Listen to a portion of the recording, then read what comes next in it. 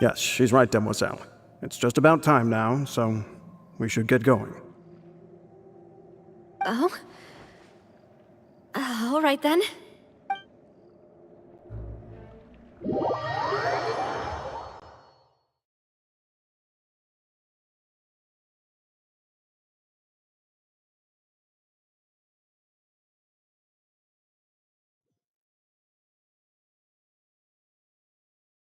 Look, it's Navia! She's here! And her two attendants are with her! Goodness, everyone's finally here.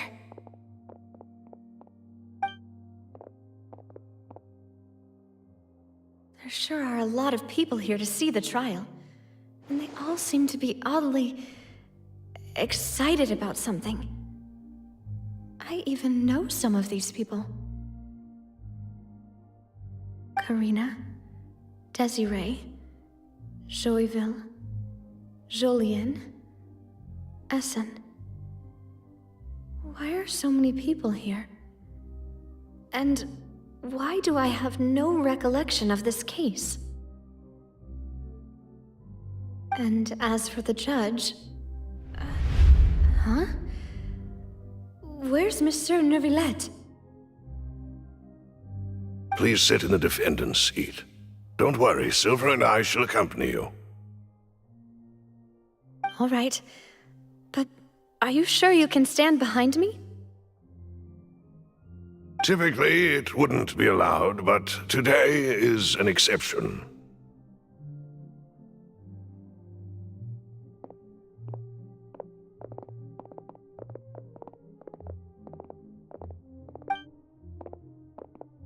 Hey, what kind of place do they think this is? Come on, do they have any idea what they're doing? Seriously.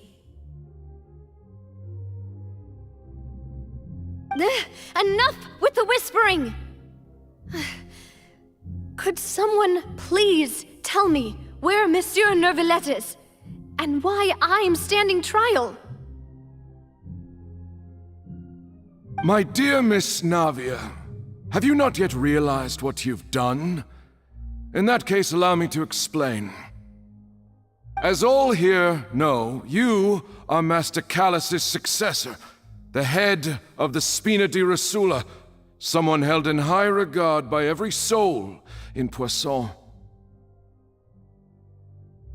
After you took over the Spina, you treated all of us just like the late Master Callus had. If anyone in need reached out to you for help, you responded. Not only you, but your butler, your subordinates, nearly everyone in the Spina di Rosula fought for the well-being of those in Poisson. Wait a moment. Aren't you just proving that I'm a good person? Yes, correct. Absolutely right. And that is why you stand accused. You have helped so many people get through so many difficulties. You are one with us. We are inseparable. We are one big family, all of us who are from Poisson, inextricably linked. And with you being so important, we couldn't possibly do without you. Therefore, this fair and honorable court shall declare you guilty, and you shall stay here. You will be together with us forever. Huh? What are you saying? Everything you have said is correct. I have indeed done a lot for my hometown, and I would be willing to be with you all, but what is the purpose of having me stand here like this? What is there to discuss? Ah, well, if that's what you think, then I have no further comments. How wonderful, Miss Navia!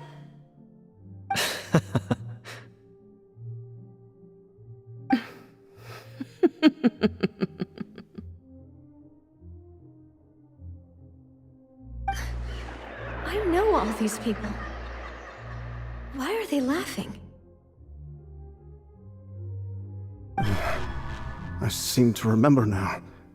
Yes, I get it. This trial is... Wait just a moment. This isn't right! Malus? What was that, Mr. Malus?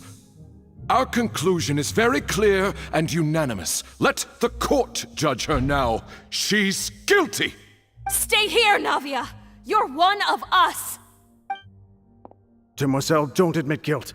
This trial means to keep you here forever. I wish to exercise my right to defend Our Lady. Mr. Joinville, you only know of Navia's goodness, but nothing of her utterly independent mind. She was born a free and independent spirit. She has never been tied down by anything. Indeed, even the death of Master Callus couldn't stop her. Her actions cannot serve as proof that she identifies herself as part of any group. She merely acted as an individual, extending her hand to help others. Please do not mistake her actions as being otherwise. Really? As an individual, you say? Don't forget, we are all Fontanians here. This is the nation of justice, the nation of Hydro! Even if Miss Navia only voluntarily rendered her assistance, that doesn't change the fact that her beautiful soul must return to everyone. Water accepts all, blends with all. It will surely accept her kindness. Everything is measured here in the nation of Hydro, and in the end, everyone shall meld together. Thus, when a unanimous opinion emerges, that opinion represents justice. Now I speak for everyone. Our opinion is consistent. Navia should stay. We and Navia are one. And you would call this justice? Preposterous. You are merely jealous that Demoiselle still has a chance to exist as an individual. Have you forgotten how much you all once longed to become individuals, to become independent? Do you mean to defy our justice? If your justice is flawed, then why should we acknowledge it? As you said, we can also have our own justice. Silver and I shall defend Demoiselle. And that is how we will enforce justice.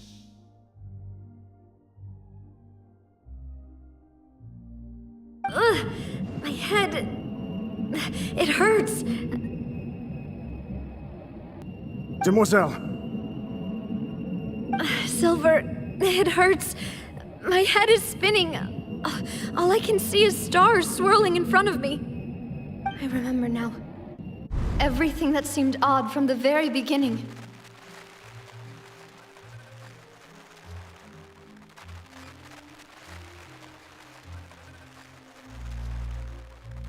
Karina, Desiree, Joyville, Jolien, Essen, and Mr. Giverny and Mrs. Burnett, who we met earlier. Even Malus and Silver. I don't want to admit it, but they're all dead.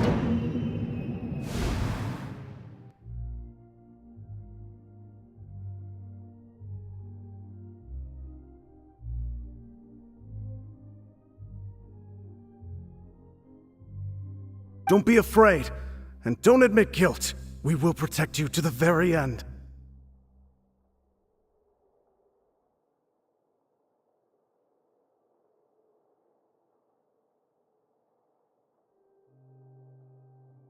Absurd! Who are you to say that she cannot be judged? We are the majority, and in the nation of trials, the majority is absolute justice. We are the will of all. Don't let them escape! We shall keep Navia here with us! How could the two of you possibly hope to stand against the collective? Do not resist. This judgment is fair and just. Navia belongs to us. After all that happened, she should not be left alone in Poisson. What are you saying? No more excuses! He says we're jealous. Jealous? How could she possibly be an independent individual? What's with these people? Who's jealous of her? She belongs to us! Miss Navia, she... Silence!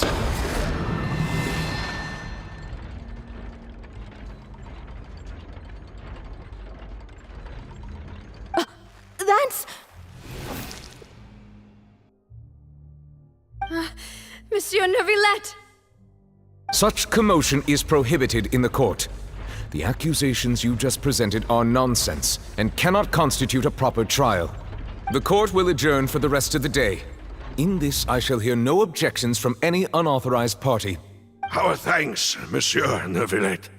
Please leave with me, Miss Navia, while there is still time. But... Go on now, demoiselle. This is your only chance to leave this place. What, can't bear to leave us behind or something? Malus. My apologies. I couldn't resist making one little joke once I realized that this shall be our last goodbye. Malus... Silver... Quickly, you must come now! Goodbye, demoiselle. Farewell.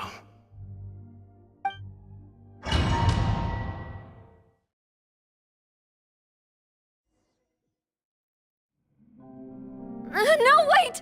Just a second!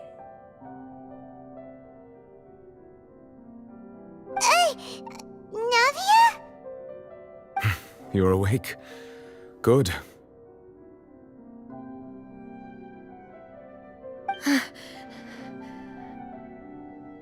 I must have been dreaming. Malus and Silver were still alive, and they were defending me at some insane trial. It looks like you're all right. Did all the sad feelings cause you to have a nightmare? Paimon could give you a hug. The ruins you were exploring suffered a cave-in. When I arrived, I found you falling toward the water. You were just about to be dissolved within, but I... What is it? I think I saw 2 Oceanids protecting you. It was only for a moment, perhaps even a fraction of a second, but they gave me the chance to retrieve you. Were it not for their intervention, I would not have been able to rescue you before your consciousness dissipated. Wait, did you say Oceanids? You mean like what happened with Vache? Perhaps those 2 Oceanids were the people you saw in your dream. I always told them that they didn't have to protect me. To think that they'd keep doing so even after death. Please come with me.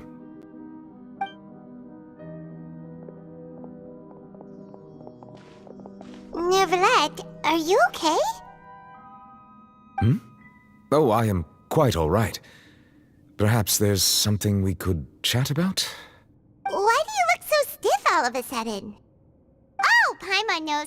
You're the type who feels awkward when there's nothing to talk about, right? I merely thought that we should give Navia some time to herself.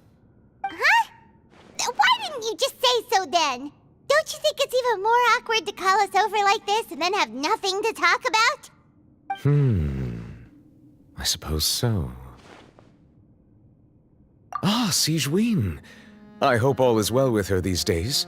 Her work in the Fortress of Meropide has not been too much for her, has it? No way, don't worry. She's doing fine down there. She's an amazing head nurse. I see. Well, that is good.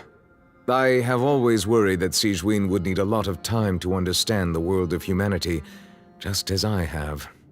Oh, and the Duke also says hi. Even though Sigewinne made him do that. He hopes that you haven't been overwhelmed by all that's happened lately. Thank you. I have indeed been busy lately, and I also hope that everything is going well in the Fortress of Meropide. He still doesn't know what to talk about. Let's chat about something else then. So, Neuvillette, you're probably quite the swimmer, huh? Yes, of course.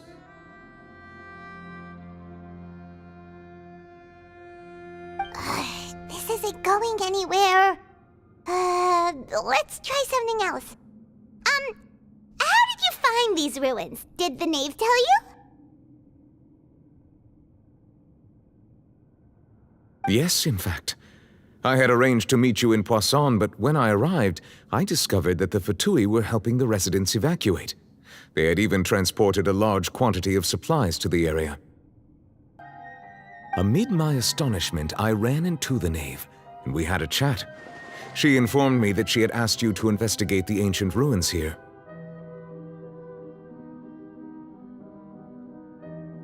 Yeah, we originally planned to meet up with you, but we thought you might still be busy with all those official documents. We didn't think exploring the ruins would take very long, and who would have thought you'd wrap things up so quickly?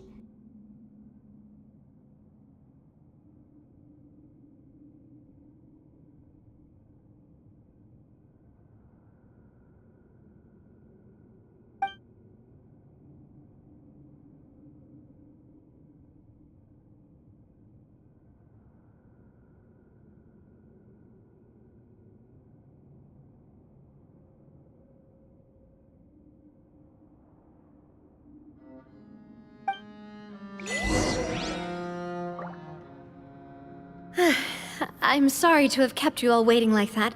I'm feeling much better now. I guess we should get going again. Will you come with us, Monsieur Neuvillette? Yes, if you wouldn't mind my company.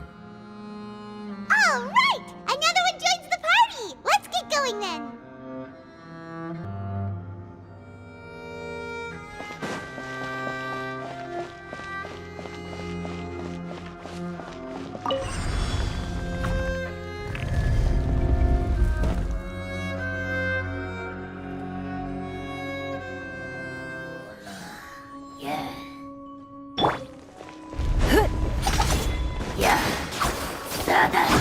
It's nothing.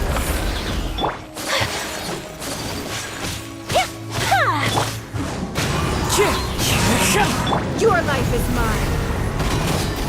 Give up.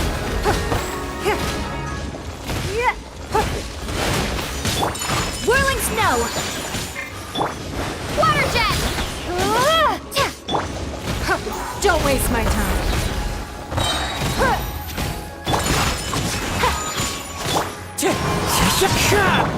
Water jet!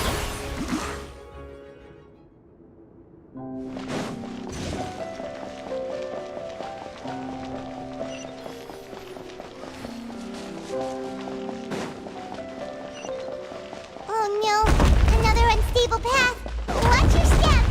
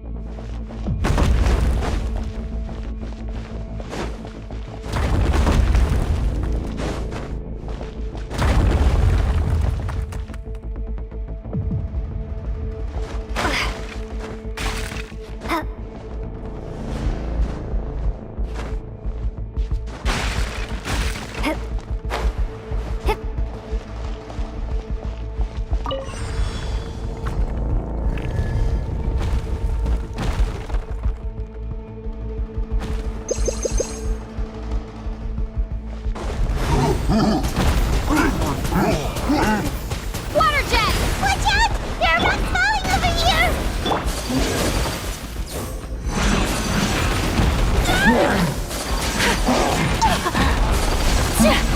My apologies!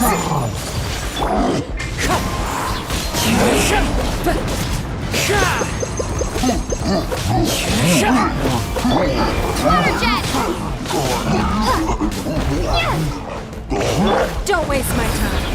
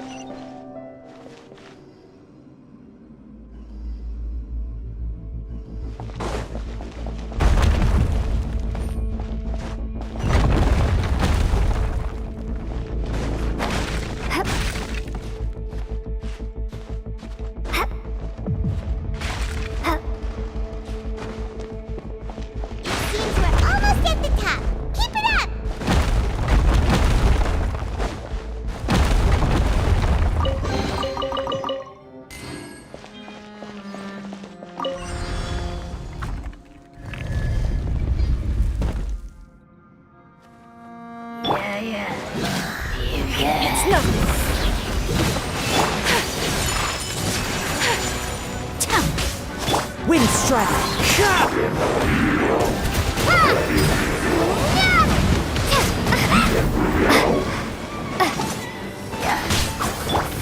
Give up.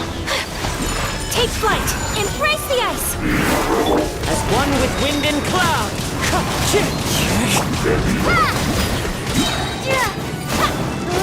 It's no.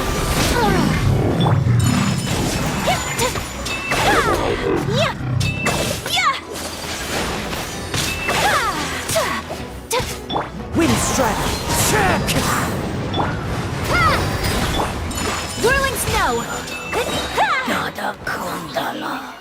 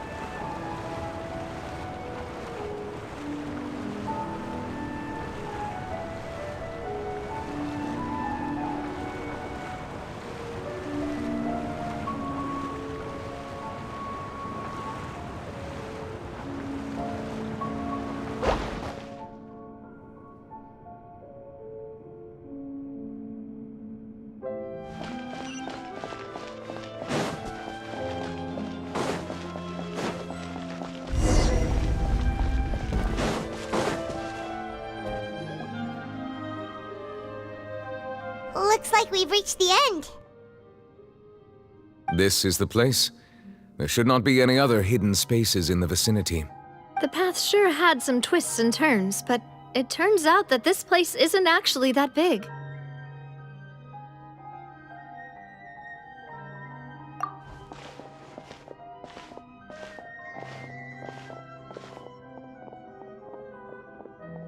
Stone slates. It seems like they were put here as an offering. Could we take them down and have a look? Perhaps we should just leave them be for now. There are 4 locations in total, but only 3 stone slates. The slate that should be in the first empty spot is missing. The surrounding walls also show signs of damage. There's something written below. Let Paimon see. Reason dictates that this nation be destroyed. I shall record the history of its future here in its past. Say what? It feels like someone left these slates and these words here for a purpose. But does he mean that Fontaine should be destroyed? That would fit the circumstances dictated by the prophecy, yes. Indeed, the slate's contents correspond to it. Take the second slate, for example. There's a person kneeling here. She seems so dedicated. And there's a whole bunch of other people behind her doing the same. She's facing this... what is this? Some kind of island in the sky? And is that Lady Farina in the third image? Did the Hydro Archon fall into the water? And is that a ring of people around her? Paimon doesn't quite get it. Are they all in the water? The fourth image. I know this one. This exactly matches the content of the prophecy. The people will all be dissolved into the waters, and only the Hydro Archon will remain, weeping on her throne.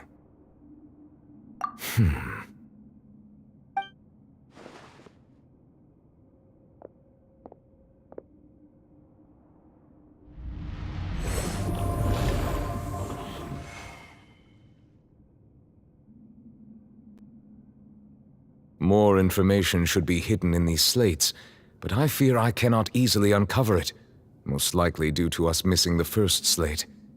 I am very sorry. Don't blame yourself, Monsieur Neuvillette.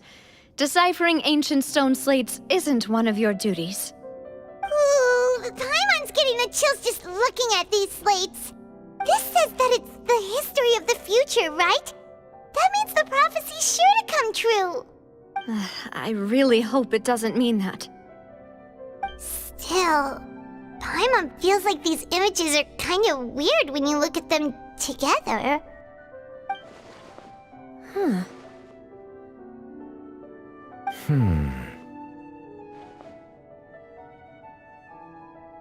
That's right! If the images are in chronological order, shouldn't the fourth, the water's drowning fontaine, come before the third, where the Hydro Archon herself falls into the water? And yet the order is reversed here.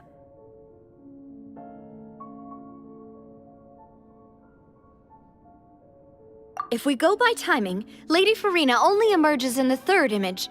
That means that the person in the second image might be the previous Hydro Archon. Egeria, then. I had never met her, but her appearance here does match the records. The previous Archon kneeling before the floating island in the skies, as if confessing a sin. Did she herself commit that sin? And if not, why would she be in such a posture? Also, I'm still wondering why these ancient stone slates are here at all. Judging from their contents, could this place be the origin of the prophecy? Does that mean that someone, or some people, once saw these slates? But who would have created these slates and left these words here? It seems that any further clues will have to come from Farina. In that case, there's no time to lose. There's nothing else to be gained here, so let's head back first. Yeah, we better get somewhere safe for now.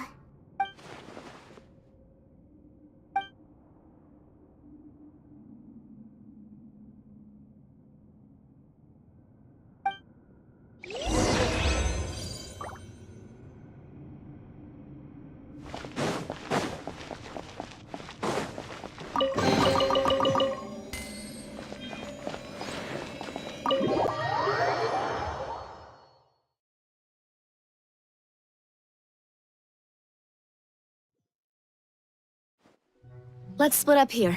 I'm going to check on what's happening with the Spina. You know how it is. There's some things you just need to be there for yourself. You still have energy for that, Navia? Paimon's already beat. Just head back to the Fluvsandre and have a rest then. Thanks for keeping me company all this time. I'll depart as well. Thanks for your hard work today. Rest well, everyone. Traveler, I will go talk to Farina tomorrow morning to ask about the stone slates. I'm sure that you're concerned about this matter as well. If you have time, drop by my office. I will share the results of our discussion with you. Are you really gonna talk to her about this directly? Will that be a problem? Paimon's getting a little scared now that it's come to this. She has long been harboring secrets and will not give them up easily, which makes it all the more my duty to ensure that she understands the present situation. All right, we'll leave it in your hands then. You're probably the best person to talk to her anyway. I will be carefully considering my words tonight. Traveler, Paimon, our safe house at the Fluvsandre is always open to you as ever. So please don't think you're an imposition. All right. I'll be on my way then.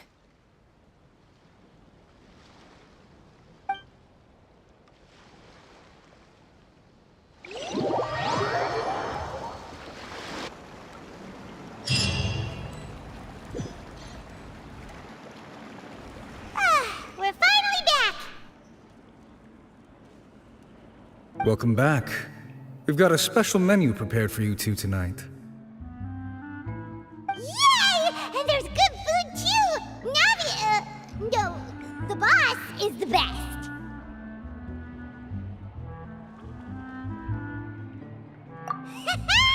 Ooh, desserts! Nice! These are all Paimon's! Paimon's already starting to forget what happened today. Oh, that voice. Is that who I think it is? Huh?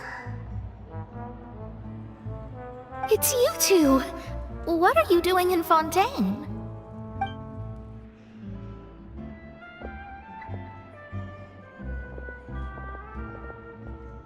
Mona?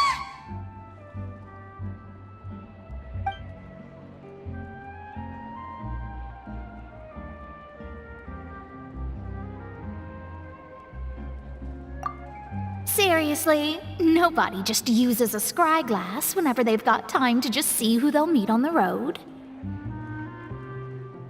Still, we didn't expect to see you here. Wait, you're not a Fontanian, are you, Mona? Well, I have some business to attend to here, so I booked a hotel in the city. I was just out for a stroll when I bumped into you. Quite unexpectedly, if I might add. Why did you think I was from Fontaine, though? Is that because Magistus doesn't sound much like a Mondstadter surname? Yeah, let's go with that. Well, I used to have my own surname, which was, well, some other thing. Either way, the old hag told me when she took me as her disciple that the first step to being a great astrologist's pupil was to change that name. There was nothing for it, really. She really is amazing at astrology, so I changed my name to what it is now according to her wishes. To my surprise, however, Magistus is not the name of some ancient house or clan. It isn't? Nope. Although it is used by us in place of surnames, it generally just means great. Wow! Imagine including a boast in your name. Wait, are you gonna have to put that into your genealogy as well? I reckon so.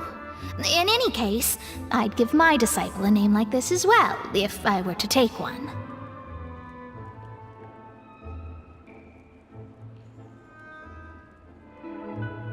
Astromancer Barbeloth Trismegistus. Whoa, that's a long one. Does it also mean great or something?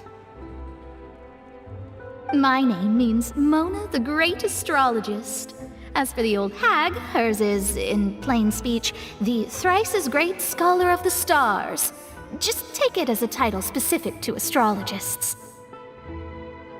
Thrice as great? That's so petty. I know, right? That's just how she is. She used to call herself Magistus, actually, but when she took me in, she changed her name to Trismegistus. Talk about excessive. Magistus is thus the calling card of our school, so to speak, which makes it about the same as a surname. It's all right if you don't get it. You can look into it further should you need to study astrology more deeply.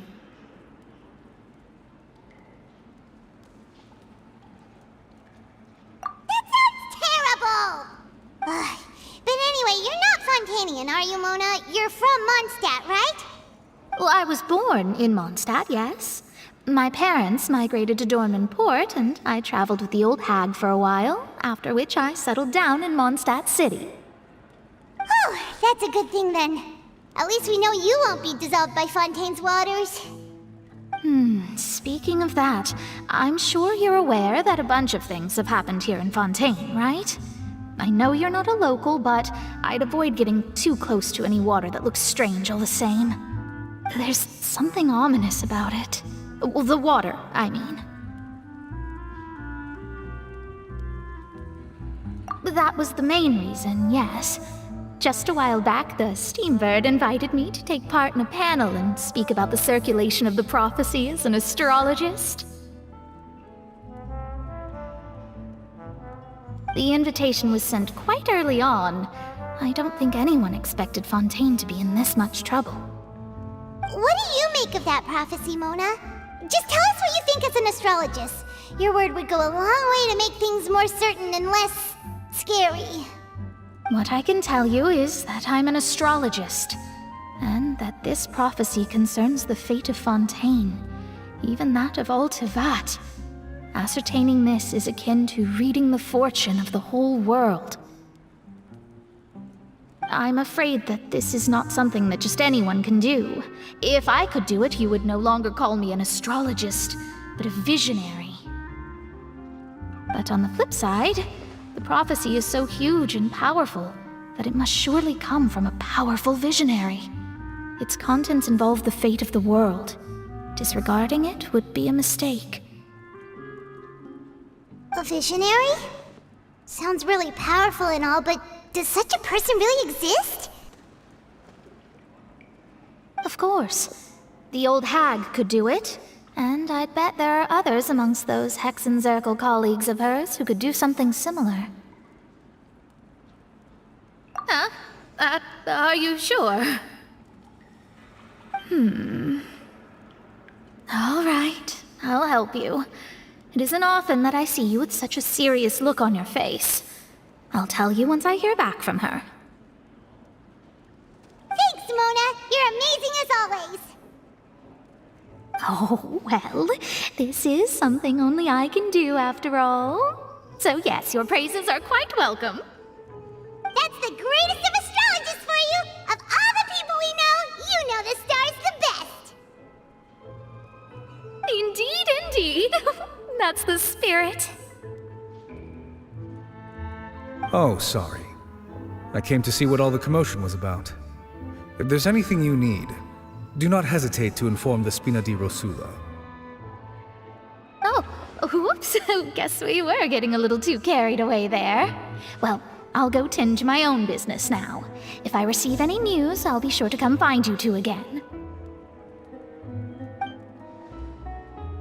And there she goes, quick as rushing water. And here we are with the Spina guy giving us suspicious looks. Right, but we were able to recruit Mona's help, didn't we? Our Fontanian friends will thank us someday.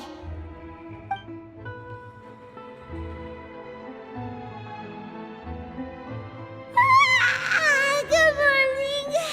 To be honest, Paimon's still feeling kinda sleepy.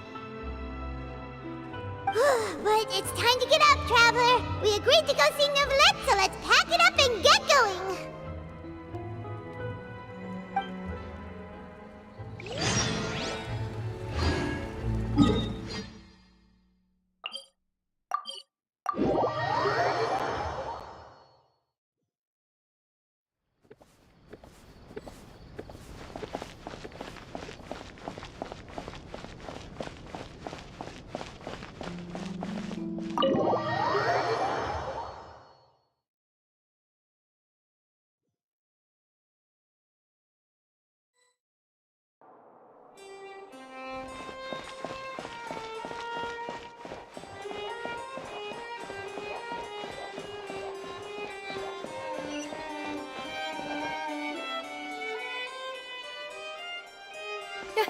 You're here! Finally! Is something wrong? Monsieur Neuvillette and Lady Farina, they seem to have gotten into a dispute. Please go see for yourself.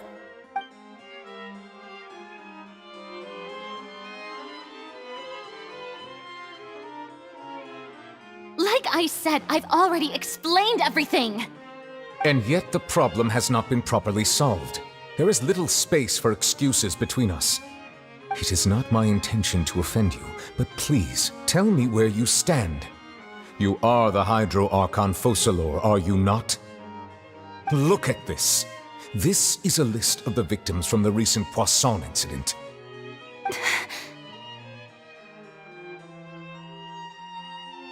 You mean... they're all... We did not arrive in time to avert this disaster, and I will not have it happen again.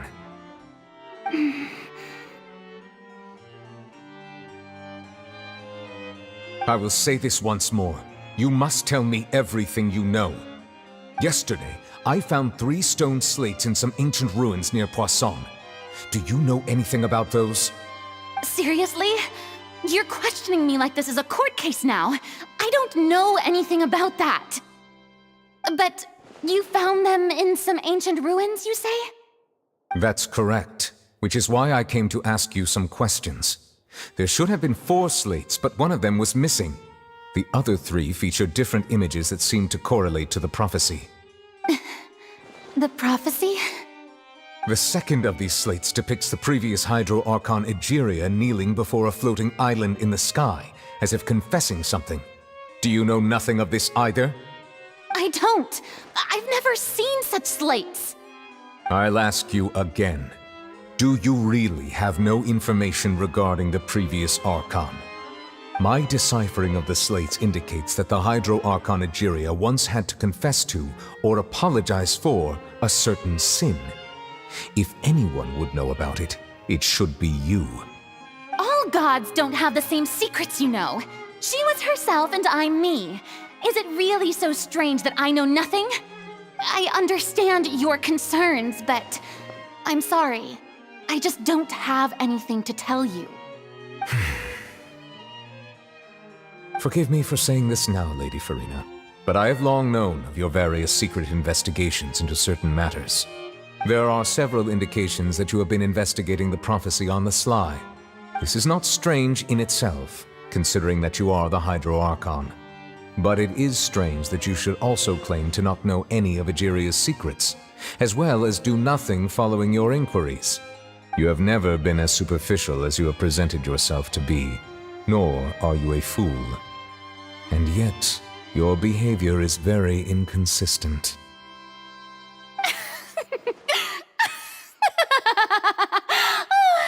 So you've been watching me all this time, have you? I didn't think you were that type. You... Well, since you know about my secret investigations, then you should know I'm actually working to take care of it. There's no point questioning or suspecting me. You're the Eudix, but you're still my subordinate. You should be following my lead. Just trust in me, you're Archon, and do as I say. Never mind whether you can truly convince yourself to or not. It'll all turn out fine. That's all I have to say. We do not discuss this matter again. Oh, the opera's about to start. Toodles!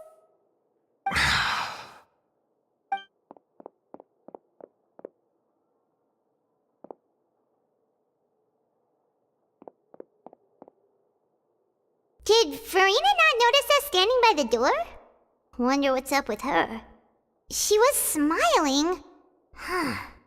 She didn't seem in the mood to care if we were listening in or not.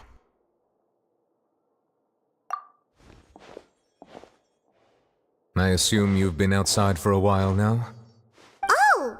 You noticed! Seems Farina didn't even realize we were here. She was in a great panic, though I cannot discern the reason.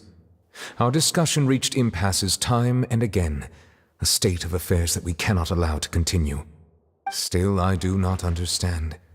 Dialogue is the basis for understanding, so why did she keep refusing to engage?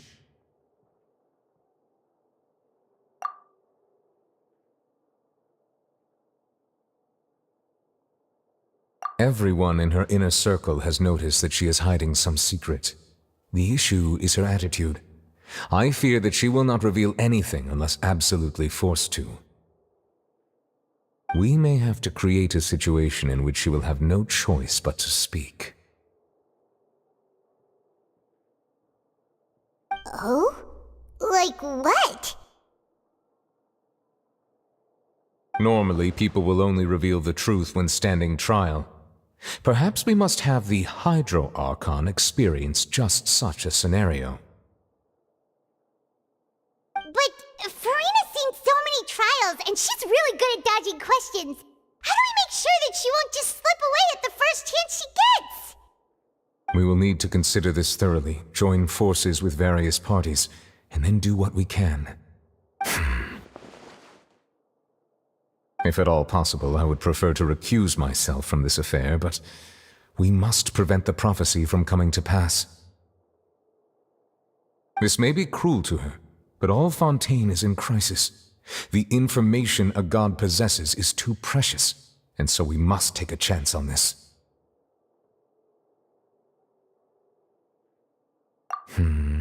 But who will lend us their aid to do such a thing?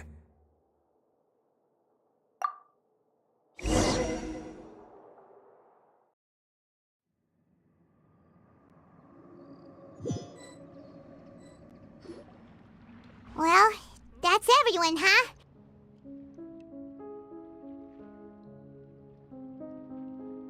Speaking of which, it was pretty smart of you to think of hiding here. Poisson was just involved in a disaster, so it's presently devoid of people. That naturally makes it the best choice.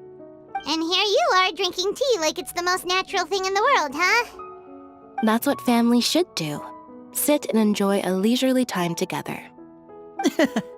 It's nice to enjoy tea here, you know? Care for a cup? Lend me your ears, everyone. Or perhaps one of you might like to start us off. How about you, friend? Me? No, I don't think I can. Then, how about you, good sir?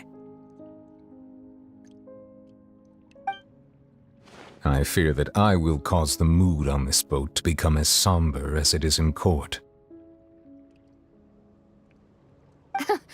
Well then, I guess we're lucky we've got a local like me to organize things. Wonderful, the spotlight at last. I guess I'll be facilitating things from here. That was a little long-winded, don't you think? Oh, you might be right. Anyway, to cut to the chase, our friend here, the Traveler, has brought us together to discuss something.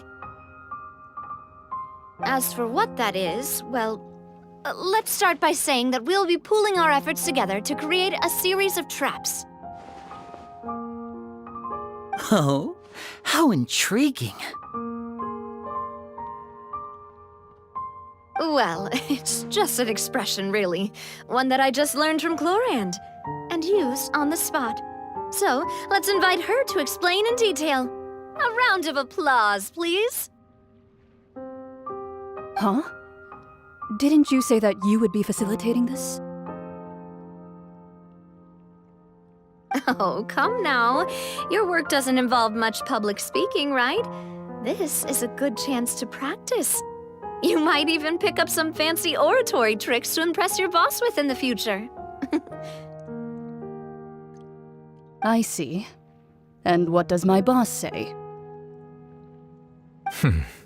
He is glad that you consider him your boss. Do go on.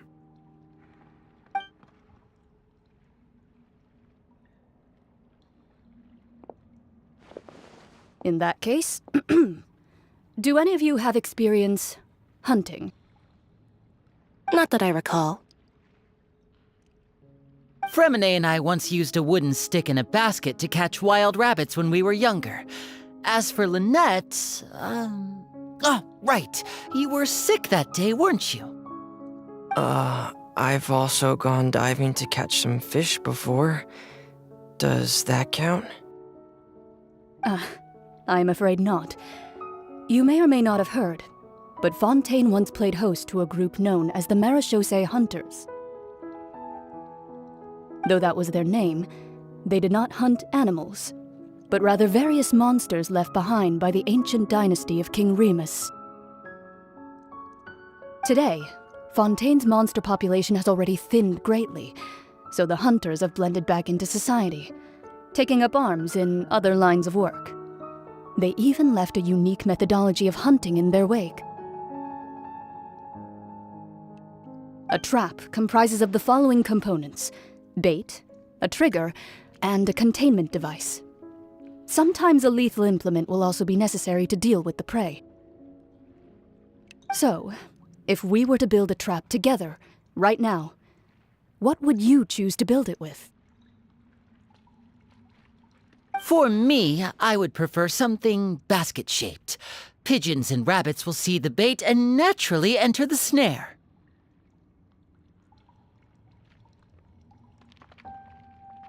Our line of work requires a deft hand, and we're some of the best in the industry, so you can count on our techniques.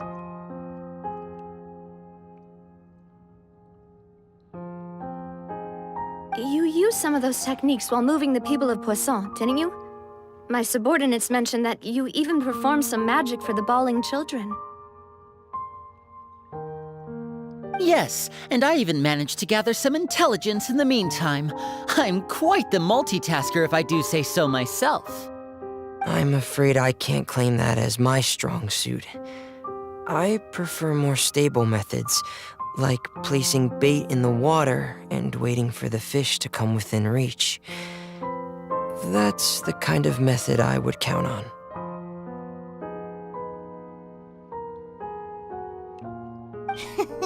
Calm and steady. Exactly the kind of person who would catch loads of fish. And I can be their assistant. With discretion, I'm sure. I'd probably use some sort of mechanical animal. Papa once bought me some small clockwork squirrels, mice, and such. When placed in the forest, they can attract others of their kind. I remember that you liked those too, didn't you? I did. And that would be a good way to go about it. If they're realistic enough, animals of the same kind will follow them all the way to the trap. What about you, Monsieur Neuvillette? I fear I do not have any related experience. That makes sense. You usually solve problems directly, without the use of any such tricks. But I do have one more question for you, Monsieur. If we were to create a trap now, how would you design it? I would like for it to be effective, but bring no harm to the prey. A more gentle trap would be ideal. Kind, as always. However, our intention doesn't necessarily change the containment device and the type of implement we need. If we wanted to kill the prey in one strike, we would need a powerful implement. However, that also goes for prey that must be captured and safely contained. Wait, why's that? Only a hunter who's a true expert at subduing their prey can snare it without harming it. The line that divides life and death is often exceedingly thin. So are we going hunting together?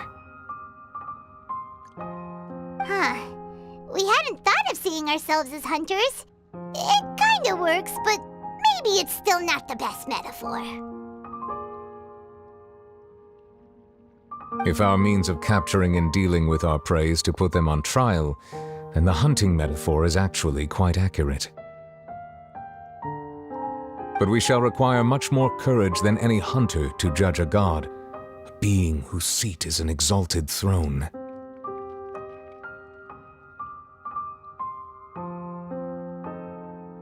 Oh, so that's what's going on. Sounds very interesting.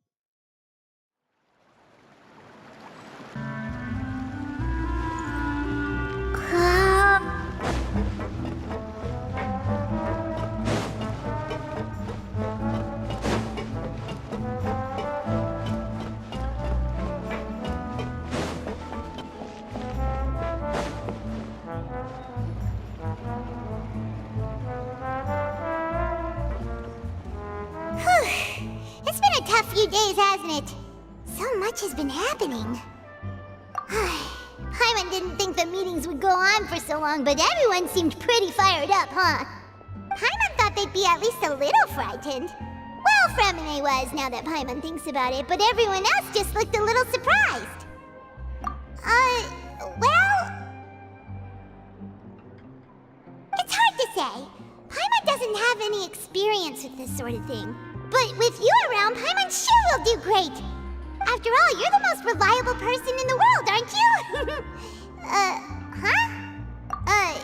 Did you just pour some tea? Paimon didn't notice you doing that at all. Then what's that? Paimon's never seen that cup before. Don't be frightened. I'm just joining you two for tea.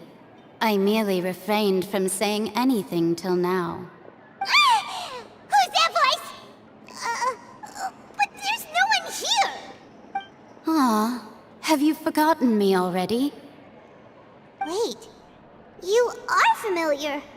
You're the voice we heard from the sky in Sumeru. The voice from the sky, I fear that description is wrong. Though, not completely wrong. You're feeling lost now, just as you were feeling previously. I sensed that confusion and thus came to you. Guiding people is an irresistible hobby of mine, after all.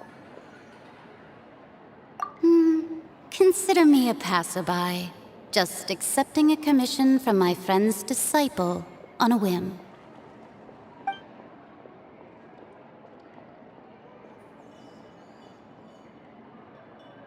The prophecy.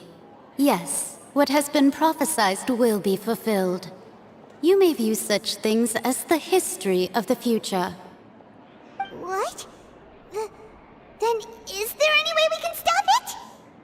I believe you have witnessed a failed attempt with your own eyes. Can everything in Tevat so easily be changed? So you've caught on. Just as prophecies are usually only the future as seen from the perspectives of the gods, could things be happening in hidden corners where the gods' gaze does not fall? Are the things that you shall see different from the fate that the gods perceive?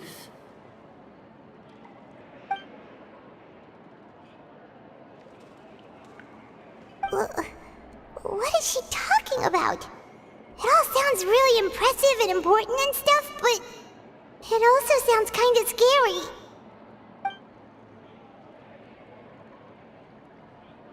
I believe that you understand, right? Some things are insignificant, but others you must reach out to change. Ultimately, fate shall serve as your only guide, no matter what will happen in Tevat's future. All you need to do is to play your part. This was good tea, by the way. Thank you for your hospitality. Well, that'll be all for today. The voice. It's gone.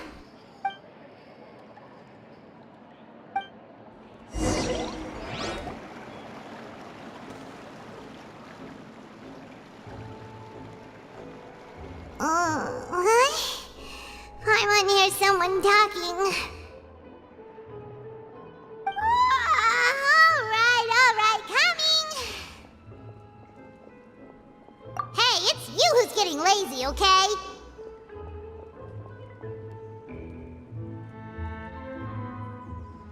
Well, I see I've walked in on some lively banter. Mona!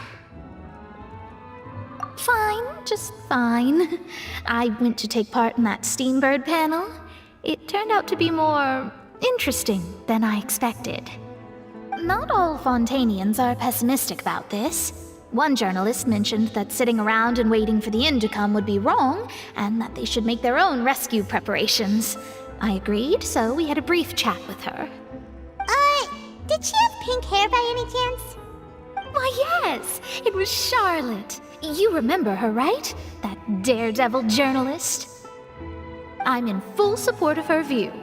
Prophecies are very important, but how can people allow their lives to be commandeered by just a few words? That's right! Paimon's glad to hear something something sensible for once. Ah, yes. About what we had discussed before. I did try, but I'm afraid I couldn't reach the old hag. I'll try again tonight, but I wouldn't get your hopes up. Huh?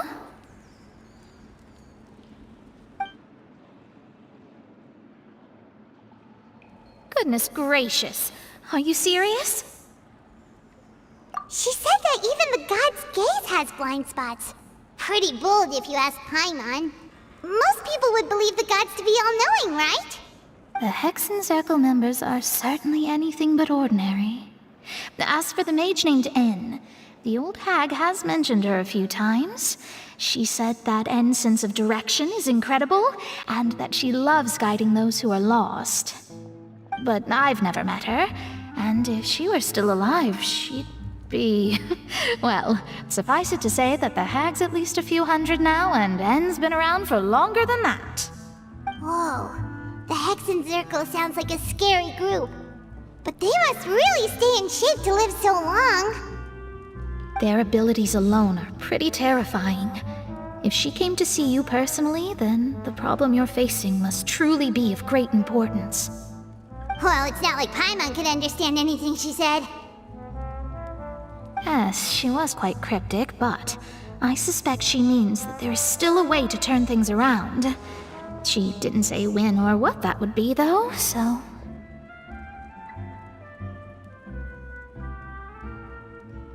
Perhaps it is something that you cannot know right now.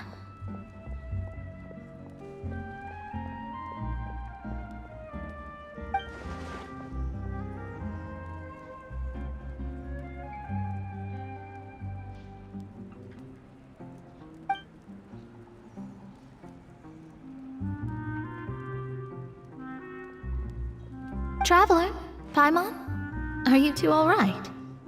Oh, we're fine. We're just a little down right now. It kind of feels like the end is coming, you know? I see. I feel that same sense of desperation, too. I guess you could consider me someone who has often witnessed fate. So far as I have seen, it cannot be swayed.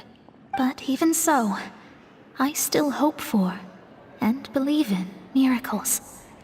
Astrology is eternal and rational, but fate may not be. It is cruel, but it can also be beautiful. Perhaps that's what En was trying to tell you.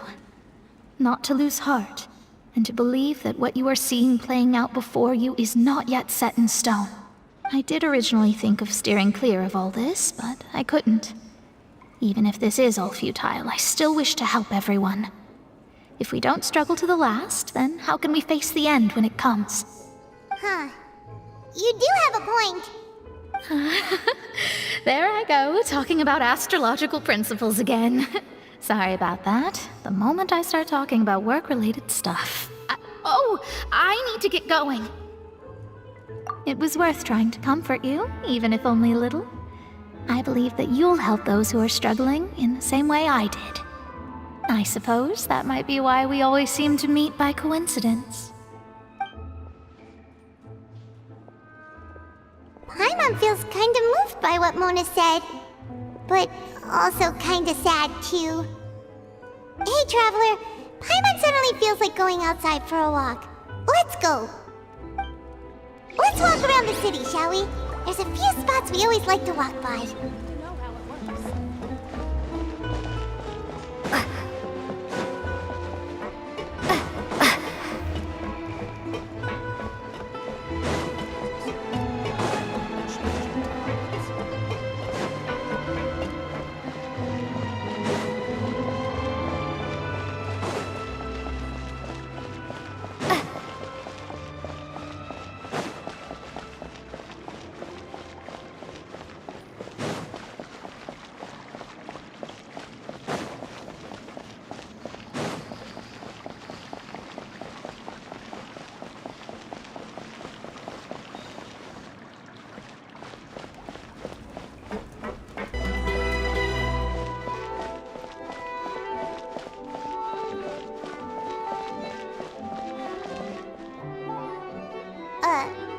Huh?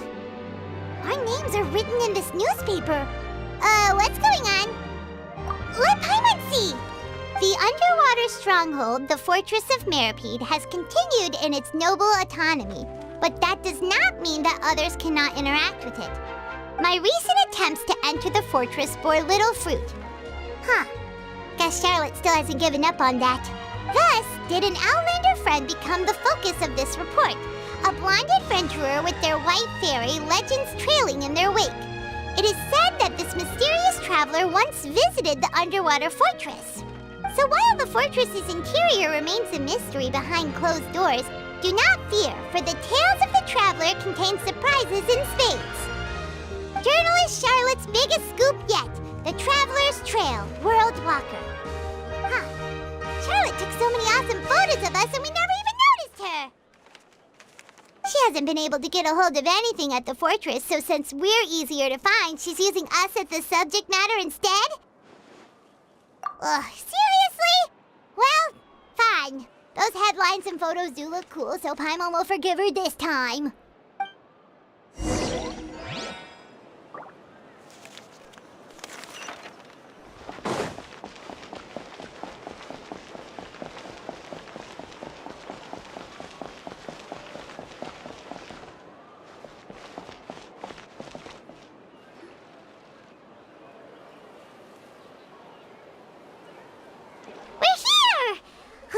Paimon's hungry.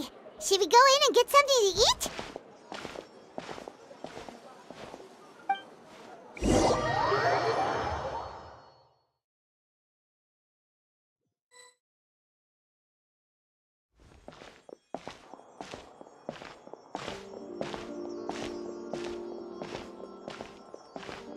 Hey, quick! Look! That's the limited edition, only 16 slices a day cake! It was so delicious the last time we tried it! Despite the tense situation we were in, let's give it another go! I'm sure it'll be great! 1 slice of cake, please. Someone showed up after all! Oh, wait, you're the one from the Palais Mermonia. Oh, are you here to buy cake too? It seems Monsieur Nervalette was right. You really can eat. Wait, did he really say something like that? That's right. Even he has his own preferences when it comes to food. As for me, I love the cake and coffee here. Do you come here often? Usually every day. Every day? It's part of my daily schedule, apart from work. I shall have my cake and coffee. Then what if someone told you one day that this place would be closing soon, and you wouldn't get to eat cake here anymore? What would you think? But why would it close? Well, Paimon doesn't know either, but maybe the waters will rise tomorrow. You know, like in the prophecy. Oh, the prophecy. To be honest, I haven't paid much attention to that. No, still, even if there'd be no more cake tomorrow, that wouldn't keep me from having some today. No, it's the same for eating in general. You might not be able to eat tomorrow, but if you can do so today, then you should carry on. That's what people call living, you know. Huh. Don't be sad. Excuse me, could I have 2 more slices of cake to go?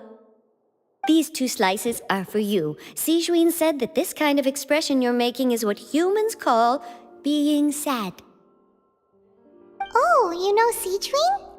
I sure do. She was born before me, and she sometimes comes to the surface to teach us things about humans. She said that humans are creatures that are saddened easily, yes, and you can only lift their spirits by feeding them delicious food. So please try the cakes here. I've got something else to do, so I'll be going now. You two try to stay in a good mood after eating, all right? Bye.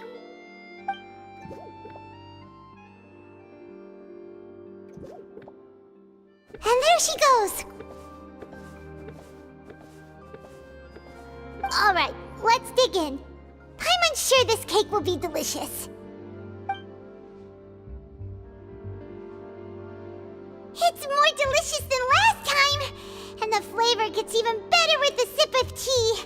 It sure would be nice if we could come again tomorrow. Sure would be nice if we could always eat delicious food here.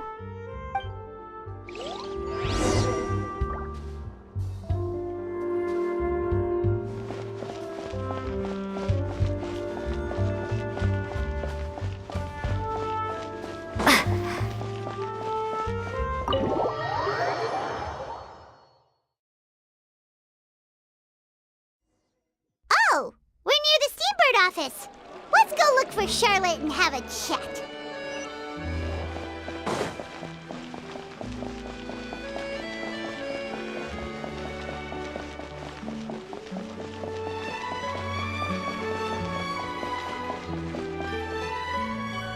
Wow! If it isn't the Traveler and Paimon! Oh, have you seen the article I wrote about you? Ha! You've got some nerve! You just used us to make some quick mora! Oh, you needn't worry about that. I heard that you were in Poisson some time back, so I sent you a letter to discuss just that. It appears you didn't receive it, though. It's all right, though. I've set aside the amount intended for you. I've even set the table with some food.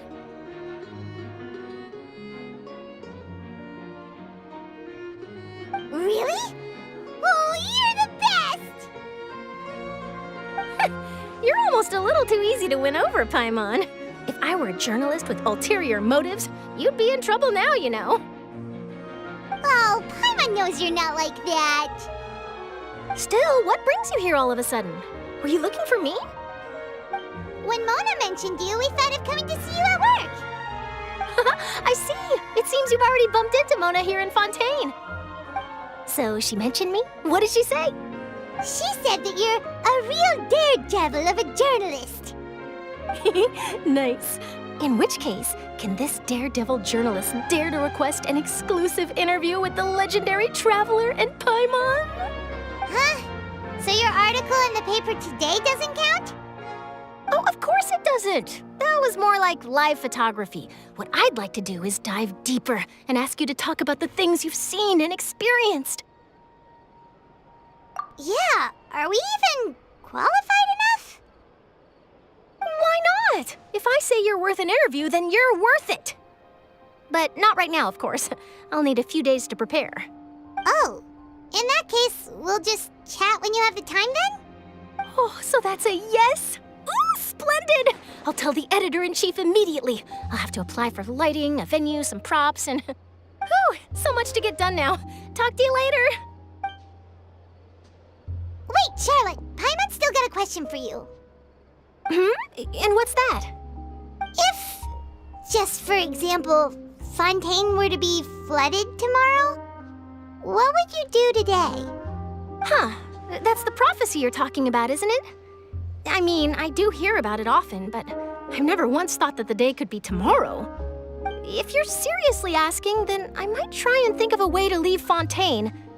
Oh, but I'm still a journalist first and foremost. That means I have a duty to be reporting from the scene. And secondly, I wouldn't forsake my homeland that easily.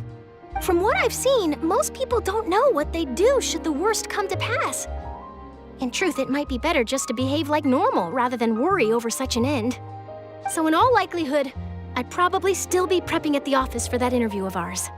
I know what you're thinking. That sounds a bit sad, but I've always believed that it's best to do what you enjoy. Just think about it. If this nation really were to be suddenly destroyed tomorrow, but I still successfully finish an exclusive interview with a truly unique person, then the story I would wind up writing would truly be timeless. And then do you know what I'd do? Well, I'd write that story, send it for printing, and use messenger pigeons to get copies out to the various nations as soon as possible. I'm not a dreamer, nor am I a workaholic, but I do love my job, and I'd be proud of leaving such an article behind. I guess you could say that I was born to be a journalist. But anyway, that's my answer. And on that note, I'll get back to my preparations. That's so nice. All of a sudden, Paimon actually kinda envies her. Anyway, let's go and take a look at the sea, shall we?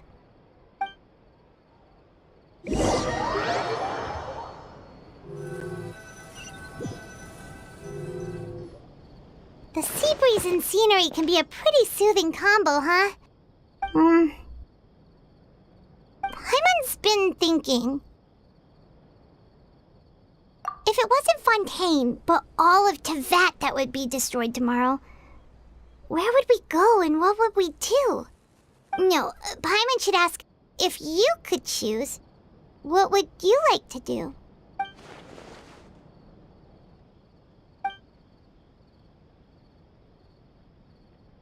We've always been moving to the next destination, so we haven't spent much time thinking about these kinds of things. We didn't have to either, with us always being on the road and whatnot. You mean, still traveling? Huh. Wait, isn't that what we've always been doing?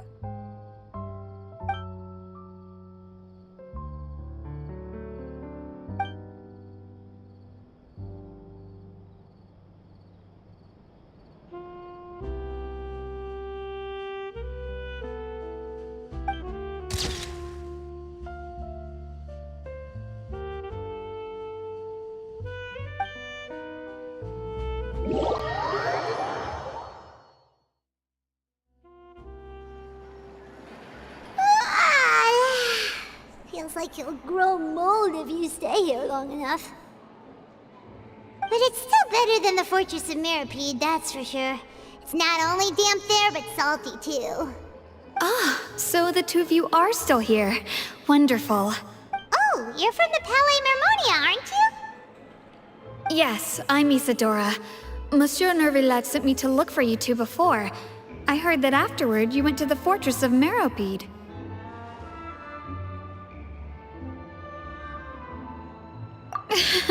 Not at all. I'm well aware that you're friends of his. Actually, I'm here to pass along a message from him. Yes, inside the Opera House. The Maréchaussée Phantom has declared the incident a small-scale riot. A riot? Well, that said, I don't personally think it was that serious. Lady Farina was watching a performance at the Opera House, and while she was resting during an intermission, some other audience members suddenly started harassing her, loudly accusing her of doing nothing about the prophecy crisis. And before she could respond, others started to join in. The crowd continued to grow, and protests against the Hydro Archon started to break out. So people have started to put the blame on Farina. Guess they finally found an outlet for the pressure they've been under due to the prophecy. I agree. People will naturally rely on gods, as is customary. But the moment people feel threatened, gods are also the first to be blamed. So what happened after that? Is Farina okay? Seeing that the situation was spiraling out of control and that further argument was pointless, she claimed that she'd gotten tired of this and left in a hurry. The Maréchaussée Phantom had their hands full maintaining order and did not catch where Lady Farina had gone. Only when things had stabilized did we realize that she had gone missing. So, you mean she's still missing? That's right. The Maréchaussée has dispatched many people to search for her, but we don't have any leads yet. That said, I don't think there's much to worry about. She is a god after all. Even if she were to fall into the hands of rioters, what could ordinary people do to her? Good. Monsieur Nervillet sent me to tell you about the situation, but he didn't say anything else. Don't worry, this is more than enough to go on. Thanks for keeping us informed. Ah, is that so? Well, all right then. In that case, you two take care. I'll be heading back to the Palais now.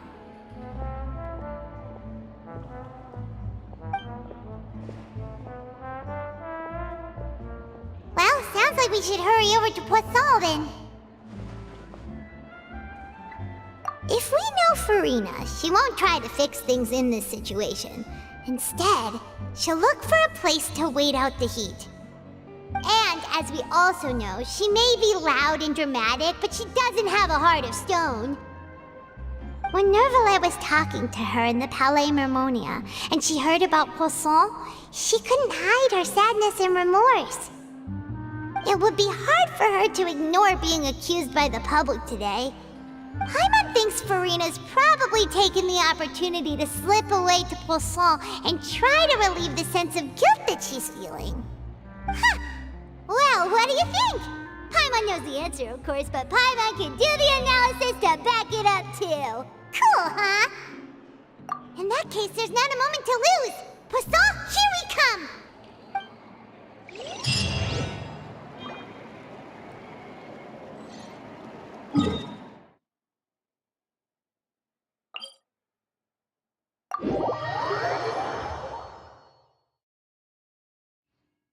This place looks deserted. Guess all the survivors must have evacuated already. All that's left here are signs of devastation. Could Farina really be here? Let's try to find her as soon as possible.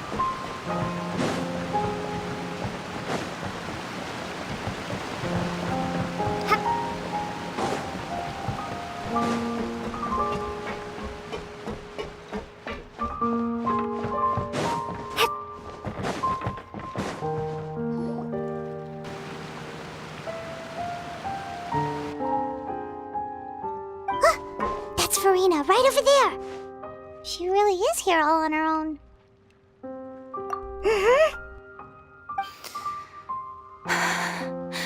Should I just give up? This is all meaningless. What was meant to happen did happen after all. Everyone's dead. I'm sorry.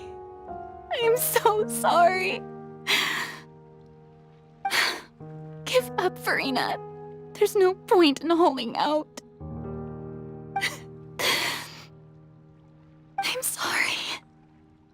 But what can I even do other than to repeat meaningless apologies over and over?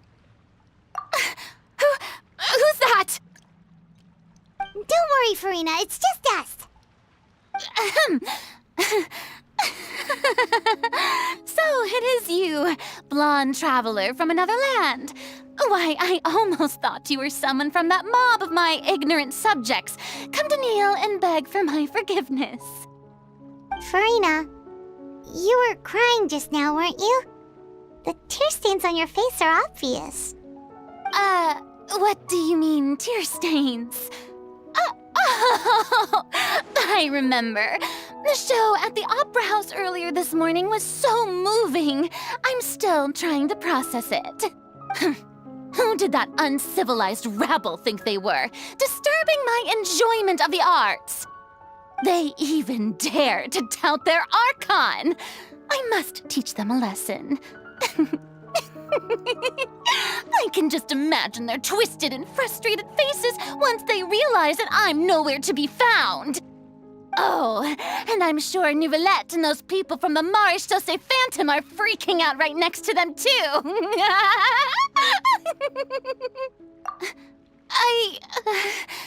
Of course not. Hey, there she is! The Hydro Archon's over there! Quick, after her! Farina, those people seem to be after you. They are? They're just some rabid fans who want to cut the line because they haven't been able to meet me in person, aren't they? That's against the rules. I can't let them get their way. Farina just ran off! Quick, we have to catch up with her!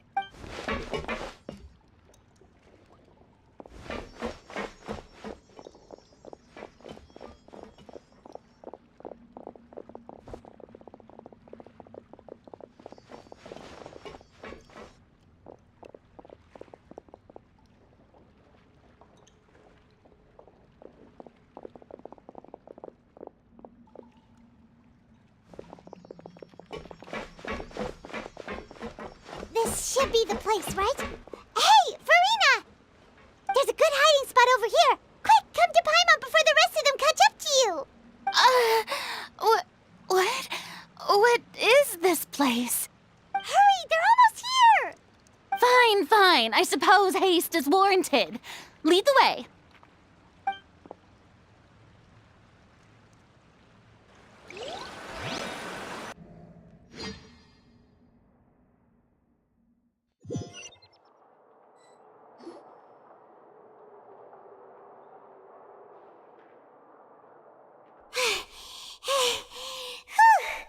Paimon everyone's exhausted.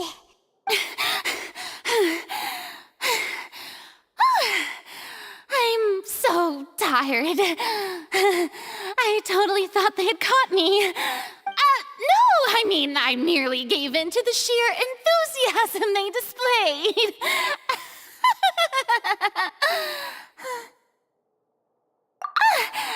You're right. Yep, that's a good girl.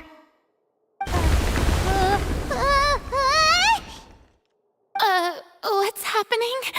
The ground's shaking. Is it an earthquake? Yeah, a quake of this kind preceded the flooding in Poisson, didn't it? It can't be.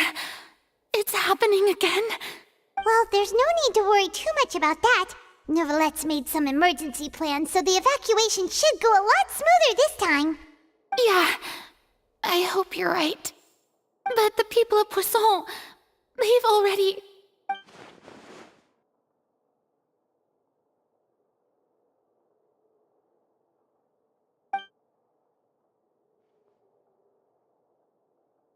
It's true. I've been investigating the prophecy for hundreds of years. I once had informants all over Tevat, searching for clues and feeding information back to me. I've tried all kinds of ways, too, to hold back the sea. Anything to keep the coastline from advancing. But all my efforts proved to be futile in the end. Really, the truth has been clear to me for a very long time. We cannot make an enemy of the divine. No matter what we do, the will of the heavenly principles will have its way, and the prophecy shall be fulfilled. Give up. I do love the sound of that phrase. It would mean finally coming to terms with fate, but also for me to finally be free. Indeed, I've thought about giving up so many times, especially after we almost lost Poisson. Fate is really unreasonable, isn't it? It has no heart and obeys no rules. The prophecy has only just started to come true, and so many people have already lost their lives. But just now, it all became clear to me. I still don't have the right to come to terms with fate on behalf of everyone else. As long as the final moment hasn't come, it's still not too late. Don't worry. I will keep hope alive for everyone until the very end. Well, that's enough for now. I got the impulse to play the stricken maiden, but honestly, considering my rank and station, that wasn't a good fit at all. Don't take any of what I just said seriously. How could I possibly let Fontaine fall to the whims of trivial prophecy? Come on! Paimon could have sworn you were actually being honest just now.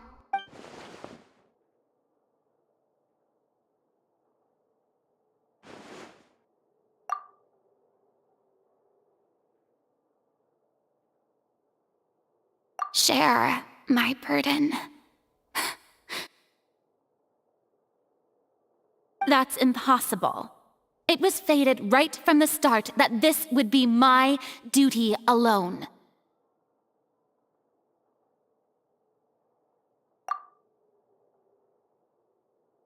A witness.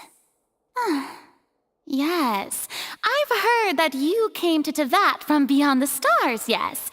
In other words, you never belonged here. And if Tevat is, in its entirety, a show on a stage, then you're just a spectator, aren't you? If that's the case...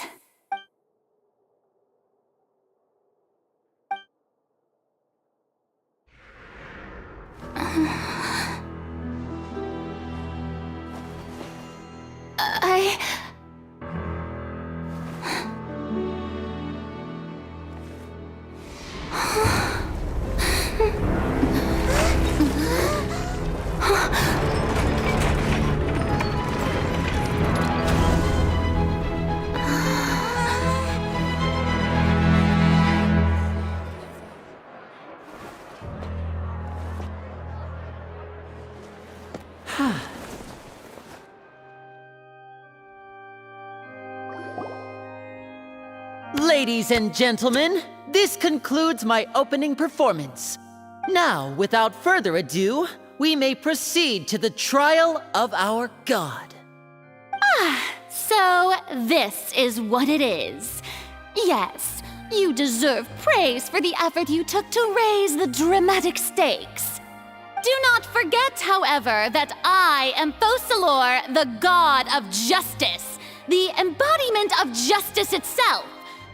Does it not strike you as even the least bit absurd to bring the very concept of justice to trial? May I interpret these words as your refusal to stand trial? In that case, you will have the opportunity to defend your honor through a duel. You would draw your blade against a god?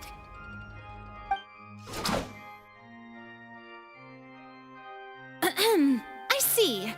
It seems like you have made up your mind.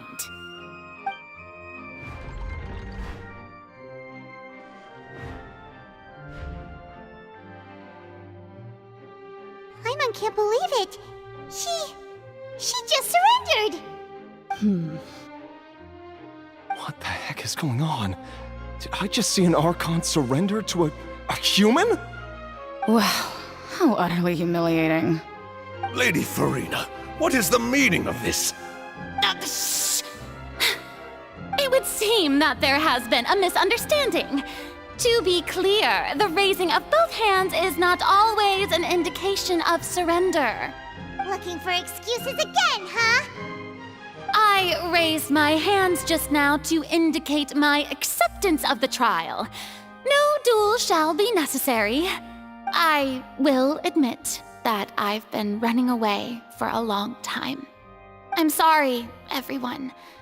I was unable to protect the people of Poisson. It is my duty to stand trial for my crimes.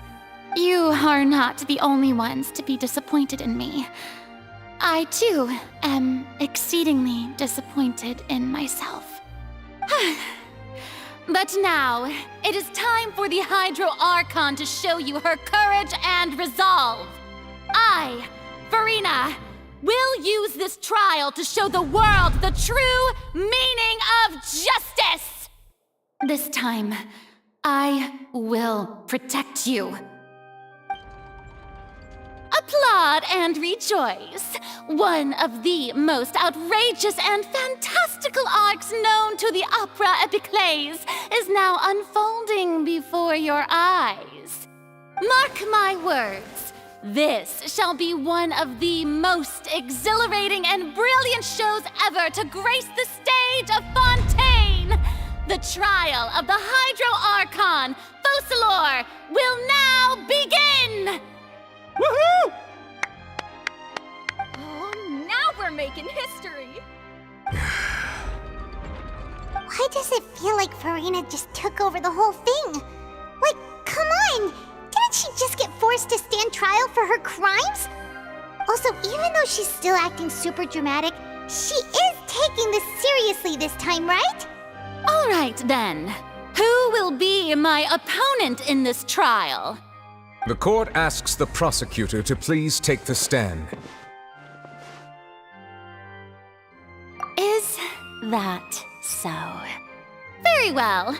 Then please speak, witness of Tivat, my accuser and fated opponent.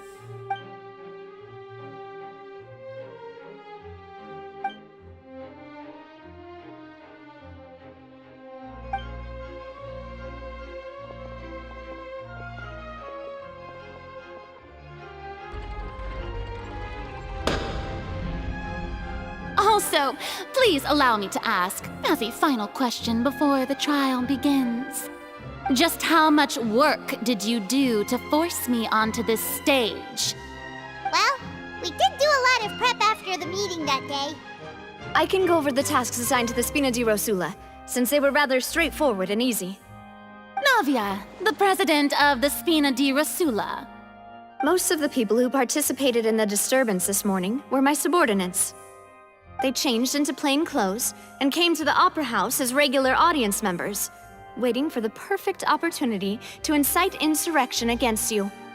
The people's resentment against their Archon has been building as more and more of the prophecy is fulfilled. A spark was all we needed to turn smoldering anger into a flame.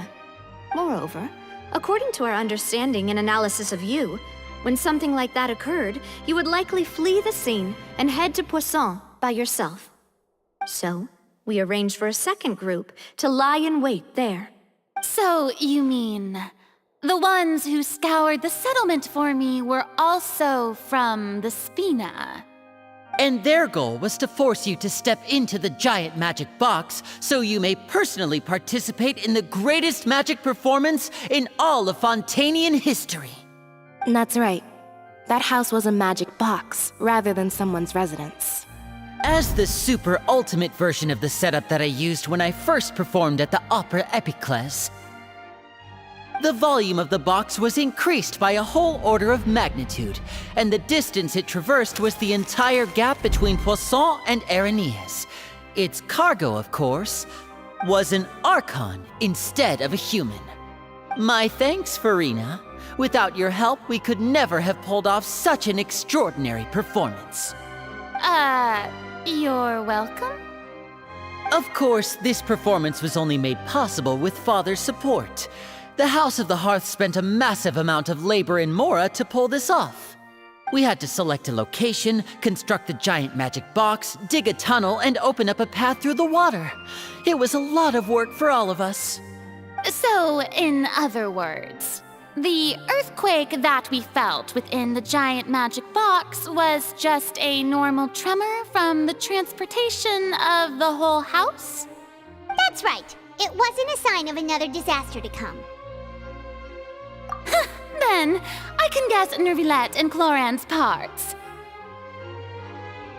You gathered a crowd, prepared a stage, and made sure that the champion duelist would be immediately ready for a fight.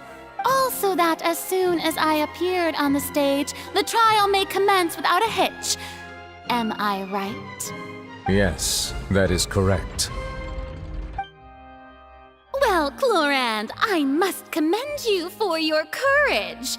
Only the most outstanding champion duelist in all of Fontaine would accept a duel with an Archon without flinching. Thank you. As for you, Traveler, I suppose your role was to keep me distracted with conversation once you found me in Poisson. You'd make sure that I didn't notice anything amiss before revealing yourself as my prosecutor once we'd arrived onto the stage. Oh?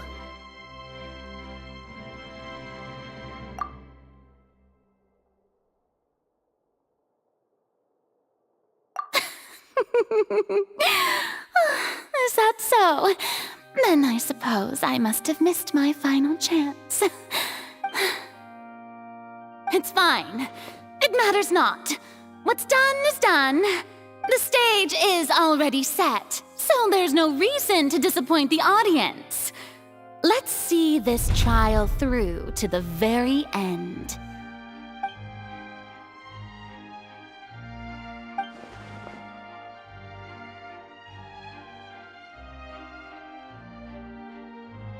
Madam Prosecutor, please allow me to pass this along.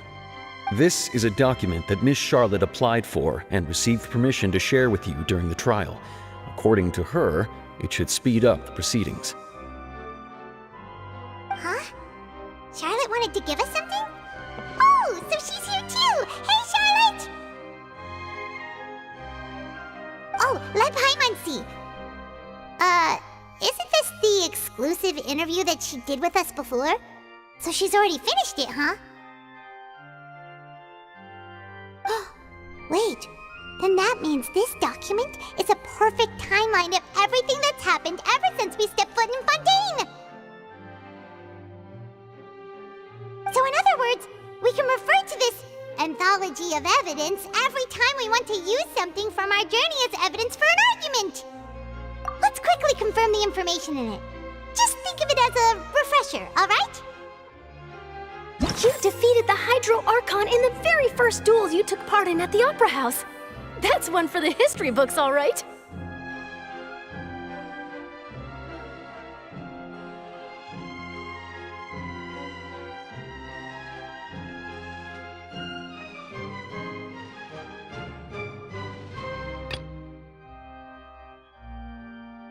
I didn't think that you'd wind up getting to the bottom of the case I'd been following all this time. I guess you could also see this as a happy coincidence.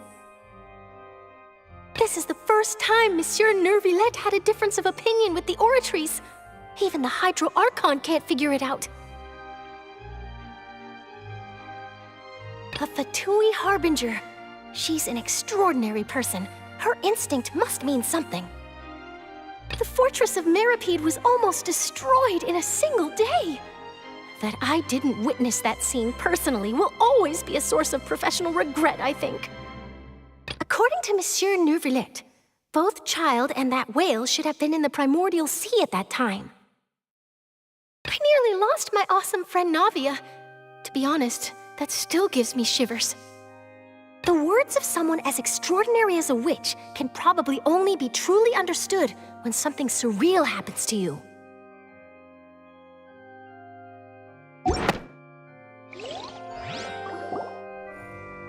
The prosecution and the defense are both in position. The trial shall now begin. Oh, come on, Nervillette. There's no need to repeat all the unimportant legalese.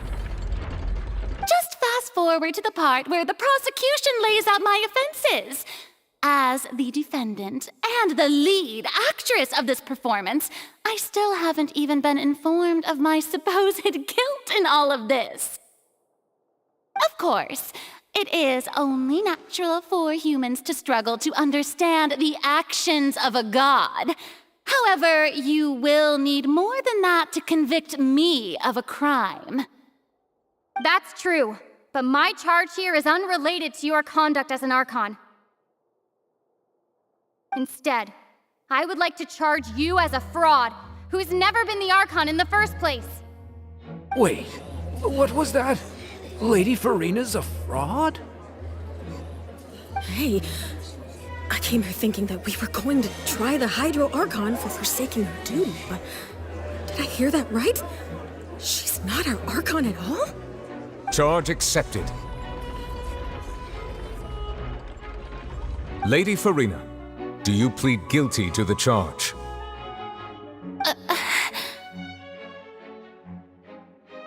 Lady Farina. I plead not guilty. How can I be guilty?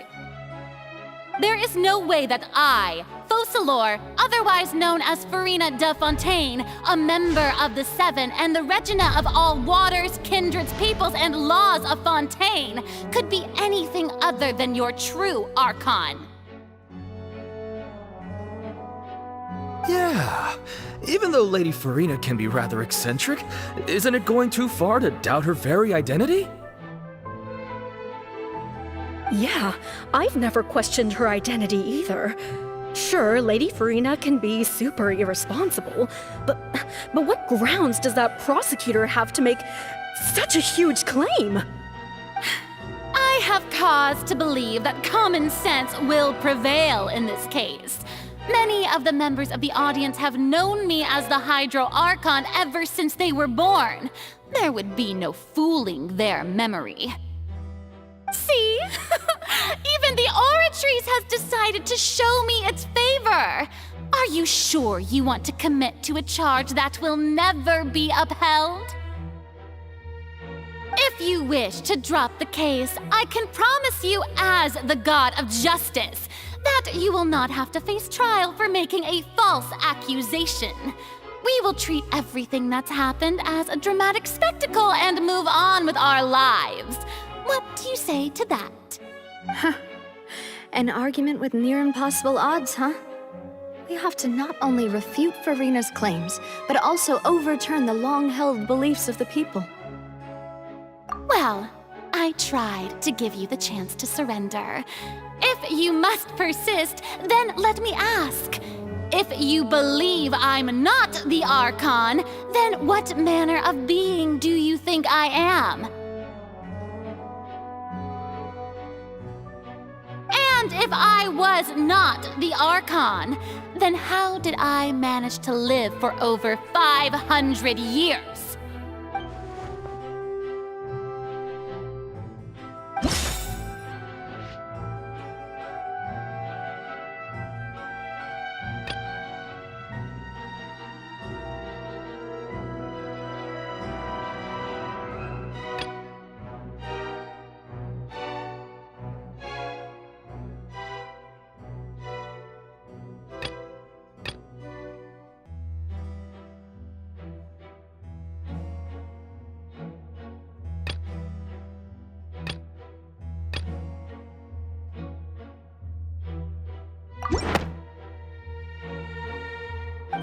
of all, you may be a member of another long-lived race, which would allow you to naturally possess an extended lifespan.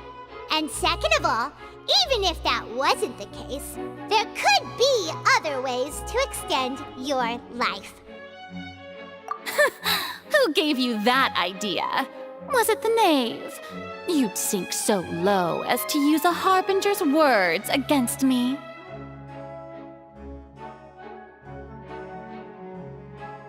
A curse? I once thought it possible that the aura of an Archon might naturally resemble a type of curse. But in light of this claim, perhaps what I sensed was not your divinity, but a curse after all. Neuvillette sensed it too, huh? Lady Farina is actually a human?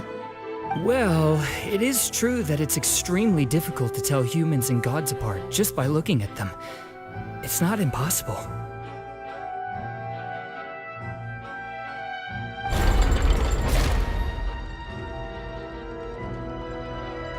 Well, don't start celebrating too early now. Even if I have been carrying a curse like you said, how does that prove that I am merely a human being? Besides, everyone knows that the main difference between a human and a god is the possession of authority. Gods can do what humans cannot. That's why they're worshipped as gods. For centuries, manifestations of my authority have served the nation of Fontaine. One need only to turn their eyes towards the Oratrice Mécanique d'Analyse Cardinal in this very opera house, or consider the endemnitium that is used in every aspect of life.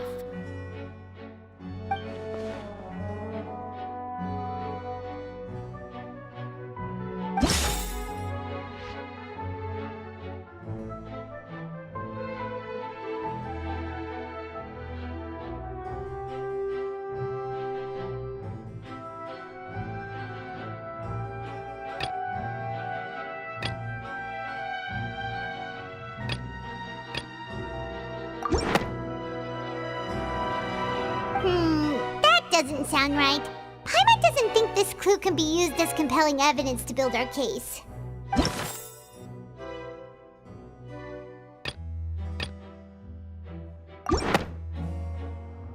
You tried to reference the Oratrice. But weren't you as confused as all the rest of us when the Oratrice declared Child to be guilty without any proof? Otherwise, you should have come up with a good explanation for that by now.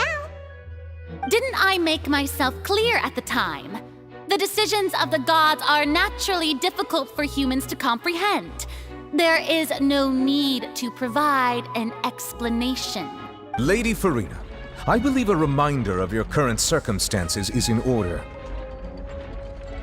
While the court is in session, the principles of justice and the law must come before all else.